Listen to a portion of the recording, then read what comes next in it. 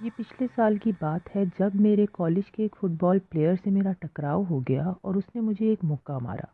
میں گر گیا۔ اس کا وزن تقریباً 120 کے جی اور میں صرف 75 کے جی کا تھا۔ جب میں بے ہوش تھا تو میں ایک دوسری زندگی میں قدم رکھ دیا۔ میں ایک بہت خوبصورت لڑکی سے ملا جسے دیکھ کر میرے دل نے اسے اپنا لائف پارٹنر بنانے کا فیصلہ کر لیا۔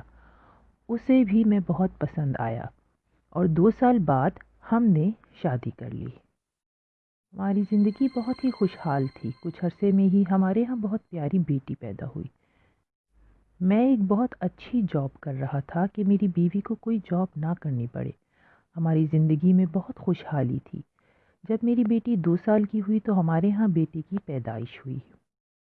میرا بیٹا میری زندگی تھا۔ میں روز کام پر جانے سے پہلے اس کے کمرے میں جاتا اور اپنے دونوں بچوں کو پیار دیتا۔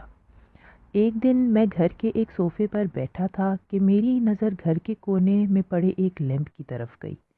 میں نے نوٹس کیا کہ یہ لیمپ کی لائٹ کچھ عجیب ہے۔ یہ ایک چکور شکل کا لیمپ تھا۔ اس کا نچلا حصہ بھی چکور تھا اور اوپر سے وائٹ شیپ کی لائٹ تھی۔ اس لیمپ کو دیکھتے ہوئے میں ایک ٹرانس میں چلا گیا، جیسے کوئی سکتہ ہو گیا ہو۔ میں کہیں اور دیکھ ہی نہیں پا رہا تھا۔ میں پوری رات جاگتا اسی لیمپ کو دیکھتا رہا۔ اگلے دن میں کام پر بھی نہیں گیا۔ کچھ تو ٹھیک نہیں تھا اس لیمپ میں۔ میں نے کھانا پینا چھوڑ دیا اور صرف باتھ روم یوز کرنے کے لیے ہی صوفہ چھوڑا، مگر جلد ہی باتھ روم جانا بھی بند کر دیا کیونکہ میں کچھ بھی کھا پی نہیں رہا تھا۔ میں 3 دن سے اسی لیمپ کو گھور رہا تھا کہ پھر میری بیوی بہت پریشان ہو گئی۔ اس نے ایک سائیکیٹرسٹ کو بلایا کہ وہ مجھ سے بات کرنے کی کوشش کرے۔ اس وقت میرے دماغ نے کام کرنا بند کر دیا تھا اور میری بیوی ڈر کے مارے بچوں کو لے کر اپنی ماں کے گھر چلی گئی۔ میں نے محسوس کیا کہ یہ لیمپ اصل میں ہے ہی نہیں۔ میری بیوی، میرا گھر، میرے بچے اصل میں ہیں ہی نہیں۔ میری زندگی کے یہ آخری 10 سال ہیں ہی نہیں۔ یہ لیمپ ایک دم بڑا ہوتا دکھنے لگا اور بڑے سے بڑا ہوتا چلا گیا۔ میری دنیا ہی بدل گئی اور سب کچھ صرف لال ہو گیا۔ مجھے بہت سی آوازیں آنے لگی، ہر قسم کی آوازیں، چیخو پکار، عجیب سا شور اور بہت سارا درد۔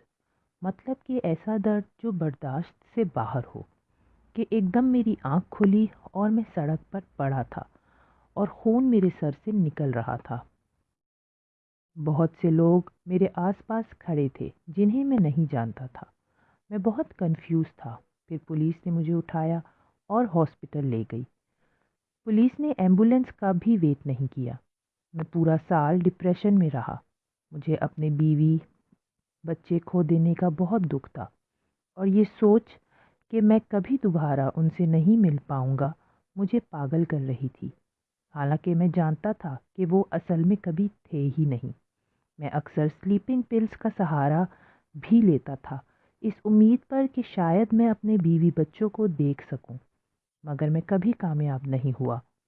ہاں، مگر کبھی کبھی میں اپنے بیٹے کو اپنے خواب میں دیکھتا ہوں جو 5 سال کا دکھتا ہے، مگر وہ کیا کہہ رہا ہے مجھے کبھی سنائی نہیں دیتا۔